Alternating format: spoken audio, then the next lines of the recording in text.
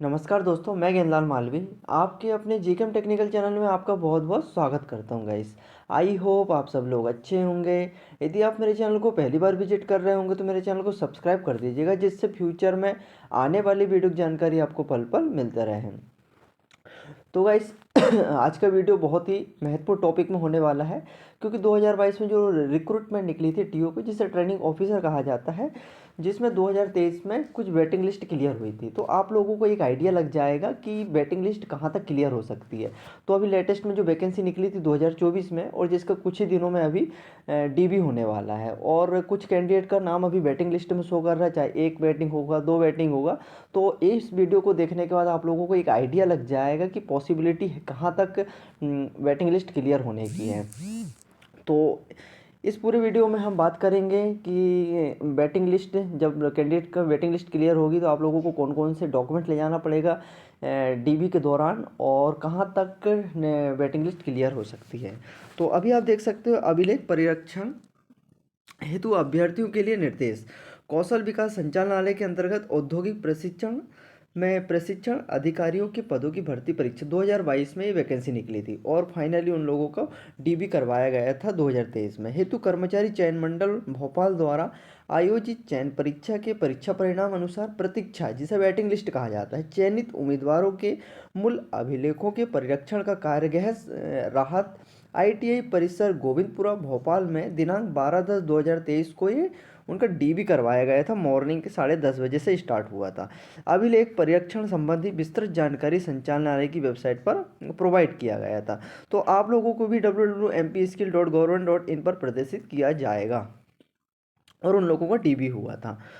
तो आप लोगों को एक आइडिया लग जाएगा कि कौन कौन से डॉक्यूमेंट्स ले गए थे उन लोगों ने। तो आप देख सकते हो, कृपया दस्तावेज सत्यापन हेतु अभिलेखों की स्वप्रमाणित फोटोकॉपी नियमानुसार का कम में आवेदन के साथ संलग्न करें, एवं प्रत्येक संलग्न पर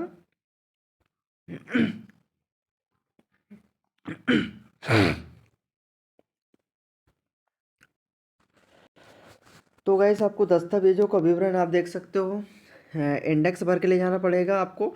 सेकंड पे है पूर्णतः भरा हुआ फोटो चस्पा सहित आवेदन पत्र। और नेक्स्ट है कर्मचारी चयन मंडल के परीक्षा परिणाम का प्रिंट आउट निकाल के ले जाना पड़ेगा आपको। एक से अधिक पदों पर चयनित उम्मीदवारों द्वारा किसी एक पद अपनी सहमति या फिर अन्य पदों से अपनी उम्मीदवारी समाप्त किए जाने हेतु शपथ पत्र भर के ले जाना पड़ेगा। फॉर एग्जाम्पल के लिए, आपका 4 या 5 ट्रेड में आपका नाम आया है मेरिट में, तो सबसे पहले तो आप लोगों को किस ट्रेड में आप जाने के लिए इंटरेस्टेड है उसका शपथ पत्र भी देना पड़ेगा, और किस में आपकी उम्मीदवारी आप रद्द करना चाहते हैं तो वो शपथ पत्र भर के ले जाना पड़ेगा आपको। नेक्स्ट है रोजगार पंजीयन प्रमाण पत्र, हाई स्कूल की अंकसूची, हायर सेकेंडरी 12वीं की अंकसूची, उच्च शैक्षणिक योग्यता प्रमाण पत्र, आईटीआई उत्तीर्ण अंकसूची एवं प्रमाण पत्र ले जाना पड़ेगा। डिप्लोमा डिग्री के समस्त सेमेस्टर अंतिम के प्रथम की अंकसूची या फिर डिप्लोमा डिग्री ले जाना पड़ेगा। सक्षम अधिकारी द्वारा जारी जाति प्रमाण पत्र, सक्षम अधिकारी द्वारा जारी मूल्य निवासी प्रमाण पत्र। डीजल मैकेनिक के पद पर चयनित उम्मीदवार है तो आप लोगों को जो उस समय का डेट दिया था 15/11/2022 तक का, तो आप लोगों को अभी लेटेस्ट में ले जाना पड़ेगा, और इसमें 1 साल पुराना नहीं होना चाहिए। एलएलबी का स्थायी या लर्निंग ड्राइविंग लाइसेंस। निःशक्तजन उम्मीदवार विकलांगता के आधार पर पद के कृत्यों के संबंध में उप निदेशक पुनर्वास महानिदेशालय रोजगार एवं प्रशिक्षण विकलांग व्यवसाय पुनर्वास के बीआरसी जो नेपियर टाउन जबलपुर से जारी उपयुक्त प्रमाण पत्र ले जाना पड़ेगा आप लोगों को।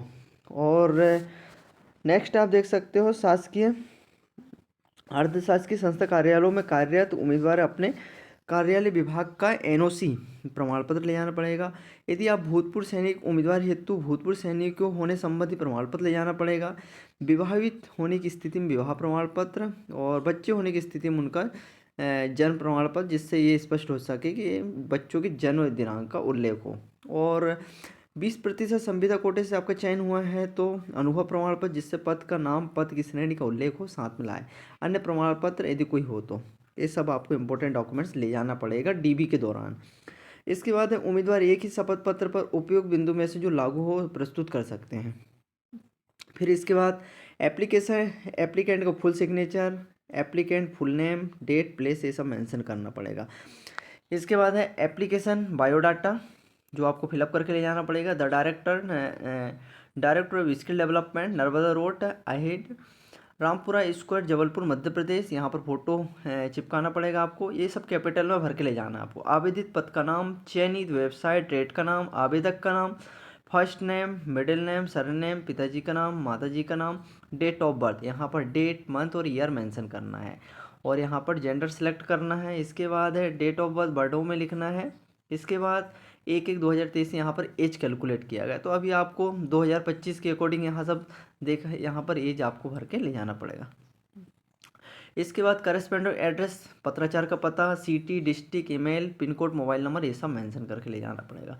परमानेंट एड्रेस में भी एड्रेस, जो परमानेंट एड्रेस है आपका, city, district, email ID mention करना है, पिन कोड, मोबाइल नंबर। इसके बाद कास्ट सर्टिफिकेट, जाति प्रमाण पत्र की पूरी जानकारी यहाँ पर फिलअप करना है, जैसे category, UR, OBC, SC, ST. इसके बाद सर्टिफिकेट नंबर यहाँ पर एंटर करना है, इशू डेट देना है, इशू अथॉरिटी, किसने अथॉरिटी दिया है, और डिस्ट्रिक्ट का नाम। इसके बाद मध्य प्रदेश की स्थायी निवासी का पूरा विवरण यहाँ पर देना है। इसके बाद रोजगार कार्यालय में पंजीकरण यह पूरा मेंशन करना है। मेडिकल बोर्ड का निःशक्तता प्रमाण पत्र का सर्टिफिकेट नंबर, कब इशू हुआ है, इशू अथॉरिटी और डिस्ट्रिक्ट, ये सब मेंशन करना है। बीआरसी का उपयुक्त प्रमाण पत्र में भी यहाँ पर पूरी जानकारी फिलअप करना है।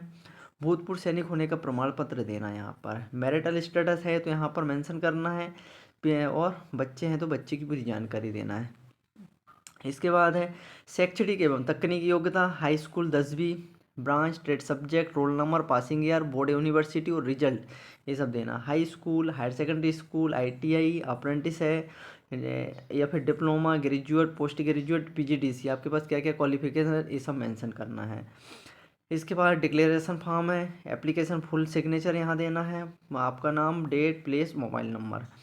इसके बाद एक से अधिक पदों पर यदि आपका चयन हुआ है, उम्मीदवार द्वारा किसी एक पद पर अपनी सहमति देना पड़ेगा, और अन्य पदों से अपनी उम्मीदवारी समाप्त किए जाने हेतु नियम पुस्तिका की कंडिका क्रमांक 8.9 के अनुसार नोटरी किए गए शपथ पत्र का प्रारूप भर के ले जाना पड़ेगा, जिसमें आप देख सकते हो प्रति संचालक, कौशल विकास संचालनालय, मध्य प्रदेश।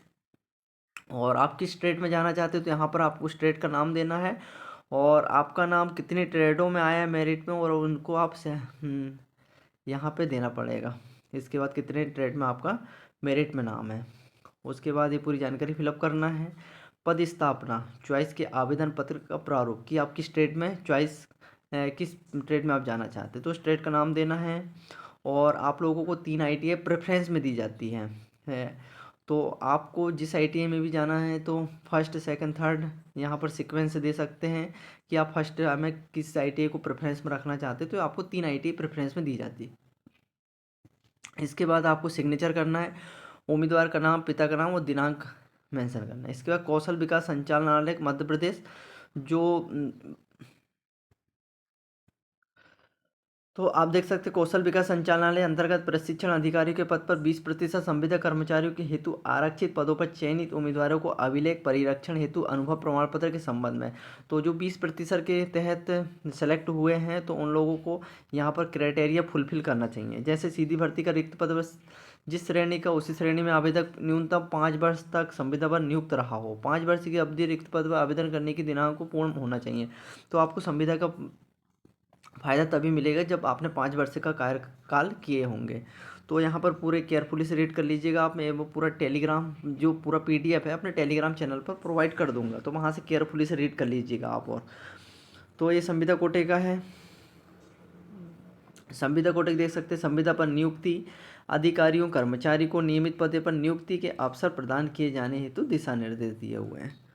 तो ये पूरा जनरल इंस्ट्रक्शन है, तो आप देख सकते हो जनरल इंस्ट्रक्शन, जिसमें समस्त विभाग स्वीकृत संविदा के पदों को प्रथम, द्वितीय, तृतीय, चतुर्थ श्रेणी में वर्गीकृत करेंगे।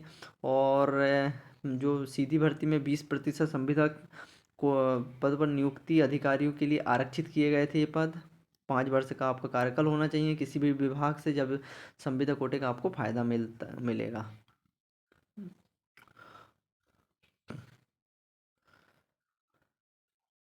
और संविदा कर्मचारियों के लिए यहाँ पर देख सकते हो आप कि 13 दिन का आकस्मिक अवकाश, 15 दिन का अर्जित अवकाश, 10 दिन का लघुकृत अवकाश की पात्रता है। और यदि आप संविदा पर नियुक्त होते हैं तो आपको जो बेसिक सैलरी है, जब मैंने कल आपको वीडियो बना के बताया था कि जैसे कोई संविदा वाला नहीं है तो उसको सबसे पहले तो 70% फर्स्ट ईयर में, फिर इसके बाद 80% सेकेंड ईयर में, और इसके बाद है 90% मतलब बेसिक सैलरी का 90% मिलता है आप लोगों को। लेकिन यहाँ संविदा कर्मचारियों को 90 देख सकते हो, संविदा कर्मचारियों का मासिक पारिश्रमिक समकक्ष नियमित पदों के वेतनमान की न्यूनतम का 90% आप लोगों को सैलरी प्रोवाइड किया जाता है।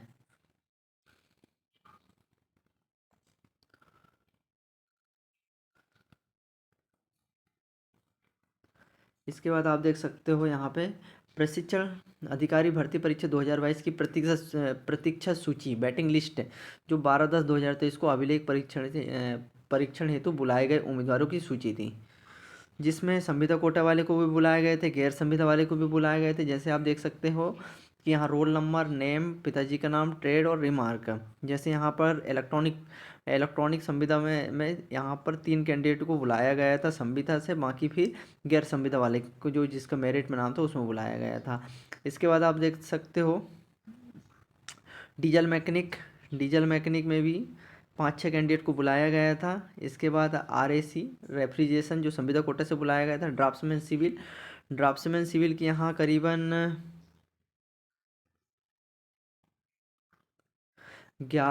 11 वेटिंग लिस्ट क्लियर हुई थी संविदा में, जिनमें 4 संविदा कोटे से बुलाया गया था। इसके बाद आप देख सकते हो इलेक्ट्रीशियन में टोटल यहाँ पे 11 वेटिंग लिस्ट क्लियर हुई थी, तो जिसमें से 6 संविदा कोटा से बुलाया गया था और 5 गैर संविदा कोटे से बुलाया गया था। इसके बाद कंप्यूटर ऑपरेटर में आप देख सकते हो 3 संविदा कोटे से बुलाए गए थे, बाकी फिर नॉन संविदा से। और फिटर में भी आप देख सकते हो, फिटर में आप देख सकते हो 7 कैंडिडेट है। 7 कैंडिडेट में से 4 संविदा वाले थे, बाकी गैर संविदा वाले को बुलाया गया था। मैथमेटिक्स में आप देख सकते हो, इसमें भी 4-5 संविदा वाले कैंडिडेट को बुलाया गया था, बाकी गैर संविदा वाले को बुलाया गया था। तो ये चीज़ें आप देख सकते हो यहाँ पे। तो अभी जो वेटिंग लिस्ट क्लियर होगी 2025 में, तो उनमें संविदा भी रहेंगे, गैर संविदा वाले भी रहेंगे। तो अभी ज़्यादातर देखा जाए तो 10, 11, 12 तक तो आप बैटिंग लिस्ट क्लियर हो सकती है। जैसे आपने देखेंगे यहाँ पे इलेक्ट्रीशियन में 11 बैटिंग लिस्ट क्लियर हुई थी, और फिटर में आप देख सकते हो, फिटर में 7 कैंडिडेट की वेटिंग लिस्ट क्लियर हुई थी। तो आप लोगों का नाम दूसरा, तीसरा या फिर छठवा, सातवां या फिर 10, तो इस बार संभावना है कि ज़्यादा से ज़्यादा वेटिंग लिस्ट क्लियर हो सकती है।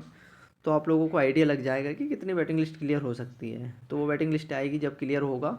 अभी तो ये 2023 का है।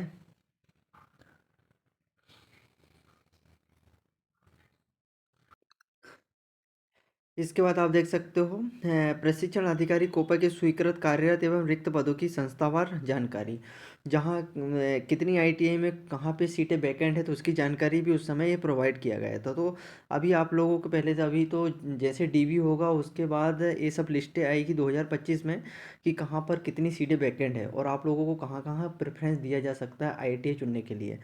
तो इसमें आप देख सकते हो उस समय 2023 में देवास में, कन्नौज और कांटाफोड़ में करीबन, कोपा में 2-2 सीटें और टोंक खुर्द में 2-2 सीटें यहाँ पर वैकेंट थी। रतलाम में देख सकते हो अब आलोट और बाजना, इसमें भी 2-2 सीटें कोपा में वैकेंट थी। आगरा मालवा सुसनेर में यहाँ 2 सीटें वैकेंट थी। ये उस समय की 2023 की है। मंदसौर, मल्हारगढ़, भानपुरा और शामगढ़, इसमें भी 2-2 सीटें वैकेंट थी। नीमच में आप देख सकते हैं रामपुरा और जावत, यहाँ पर भी 2-2 सीटें वैकेंट थी उस समय। धार में कुक्षी जो कोपा से 2 सीटें वैकेंट थी। अलीराजपुर में 2 जगह, अलीराजपुर और जोबट, इसमें भी 2-2 सीटें वैकेंट थी कोपा की। इसके बाद मेन झाबुआ नोडल ITI, वहाँ पर भी 2 सीटें वैकेंट थी उस समय। बड़वानी की पार्टी, इसमें भी 2 सीटें वैकेंट थी। खंडवा, नर्मदा नगर और मुंदी, इसमें 2 सीटें वैकेंट थी। इसके बाद बुरहानपुर के नेपानगर नोडल ITI, इसमें भी 2 सीटें। राजगढ़ खुजनेर में 2 सीटें वैकेंट। बैतूल के भीमपुर में 2 सीटें वैकेंट थी उस समय। हरदा रहड़गांव 2 सीटें वैकेंट। पन्ना गुन्नौर 2 सीटें वैकेंट। सीधी कुसमी, इसमें भी 2 सीटें वैकेंट थी उस समय। सतना बरौंधा 1 सीटें। शहडोल गोपारू एक सीटें, तो टोटल उस समय 50 सीटें थी कोपा की वैकेंट। रिक्त पदों की स्थिति में परिवर्तन होने पर अभिलेख परीक्षण स्थल पर उम्मीदवारों को अवगत कराया जाएगा। कम ज़्यादा होगी तो उस समय अवगत कराया जाएगा। तो अब सिविल के देखते हैं। प्रशिक्षण अधिकारी ड्राफ्ट्समैन सिविल के स्वीकृत कार्यरत एवं रिक्त पदों की संस्थावार जानकारी जो संस्था वाले प्रोवाइड करते हैं। देख सकते हो अलीराजपुर ड्राफ्ट्समैन सिविल में 2 सीटें वैकेंट, खंडवा नर्मदा नगर ड्राफ्ट्समैन सिविल में 2 सीटें वैकेंट, उज्जैन संभागीय उज्जैन यहाँ पर भी 2 सीटें वैकेंट थी, सीहोर साहगंज इसमें 2 सीटें वैकेंट, बैतूल में नोडल ITI जो है इसमें भी 2 सीटें वैकेंट थी, रायसेन देवरी 2 सीटें वैकेंट, राजगढ़ व्यावरा 2 सीटें वैकेंट थी उस समय, होशंगाबाद सोहागपुर 2 सीट, सागर संभागीय सागर 2, उस समय टोटल 18 सीटें देखा जाए तो सिविल की वैकेंट थी। इसके बाद प्रशिक्षण अधिकारी इलेक्ट्रीशियन के स्वीकृत एवं कार्यरत एवं रिक्त पदों की संस्थावार जानकारी। तो जिले का नाम भिंड, लाहौर इलेक्ट्रीशियन की 2 सीटें वैकेंट थी उस समय, रतलाम जाबरा इलेक्ट्रीशियन 2 सीटें, मंदसौर में मंदसौर सीतामऊ और मल्हारगढ़ की 2-2 सीटें यहाँ पर वैकेंट थी इलेक्ट्रीशियन में, नीमच की जावत में 2 सीटें, इंदौर सावेर की 1 सीटें, धार में 2 थी, कुक्षी उडही इसमें 2 सीटें, कुक्षी से उडही से 4 सीटें वैकेंट थी। अब अलीराजपुर का आप देख सकते हैं, कट्टेवाड़ा में 2 सीटें इलेक्ट्रीशियन की वैकेंट, उदयगढ़ में भी 2 सीटें, झाबुआ में 2, खरगोन सेगांव में 2, खंडवा इलेक्ट्रीशियन की 1, रायसेन गैरतगंज की 2 और राजगढ़ जीरापुर की 2 और सीधी जो कुसमी में आता है इसमें भी 4 वैकेंट, तो उस समय 38 वैकेंट थी। इसके बाद नेक्स्ट है आप देख सकते हो प्रशिक्षण अधिकारी स्वीकृत कार्य एवं रिक्त पदों की संस्थावार जानकारी। तो उस समय मुरैना के पहाड़गढ़ फिटर में जो थी 2 सीटें वैकेंट थी, गुना में कुम्भराज में 2 सीटें वैकेंट, रतलाम में सैलाना आलोट और बाजना से भी 2-2 सीटें वैकेंट थी। इसके बाद है शाजापुर का है, यहाँ पर भी 2 सीटें फिटर में वैकेंट थी, आगर सुसनेर में 2 सीटें और मंदसौर में आया सीतामऊ मल्हारगढ़ सामगढ़ और गरोड, ये सब में 2-2 सीटें वैकेंट थी उस समय, नीमच की 2 सीटें, अलीराजपुर में था जोबट सोंडवा से 2-2 सीटें, बड़वानी के ठिकरी और राजपुर यहाँ पर भी 2-2 सीटें वैकेंट थी।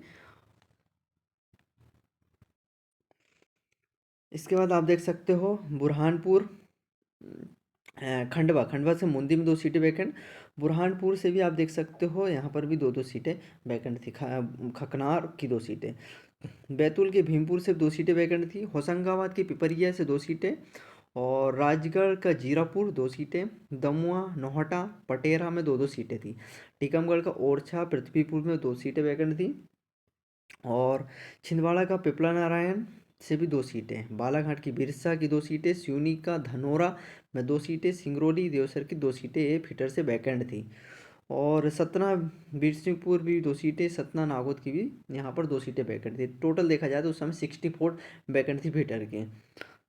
और आप देख सकते हो प्रशिक्षण अधिकारी गणित ड्राइंग के स्वीकृत कार्यरत एवं रिक्त पदों की संस्थावार जानकारी। संस्था का नाम है, व्यवसाय का नाम है, रिक्त पदों की संख्या जिन पर नियुक्ति की जाना है। और इस समय आप देख सकते हो गणित ड्राइंग की ये इतने पद खाली थे उस समय और प्रशिक्षण अधिकारी गणित के ड्राइंग के आप देख सकते हो ये सब उस समय की जानकारी थी। तो आप लोगों के बीच में भी ऐसे कुछ फॉर्मेट अभी आएगा और रेफ्रिजरेशन, तो ये पूरा PDF मैं अपने टेलीग्राम चैनल पर प्रोवाइड कर दूंगा।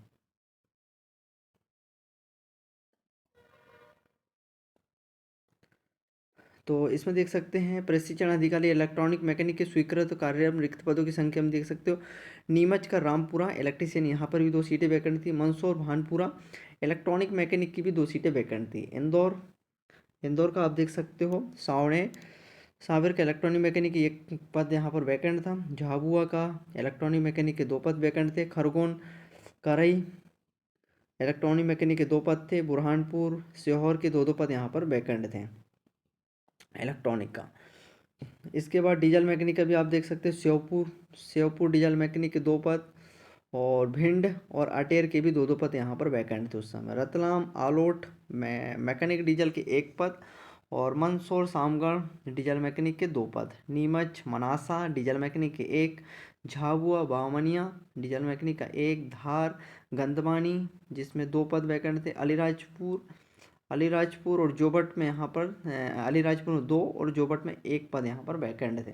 होशंगाबाद के संभागीय होशंगाबाद में यहाँ पर 2 पद, छतरपुर में डीजल मैकेनिक के 1 और सिंगरौली में 2, तो टोटल 22 पद यहाँ पर वैकेंट थे उस समय।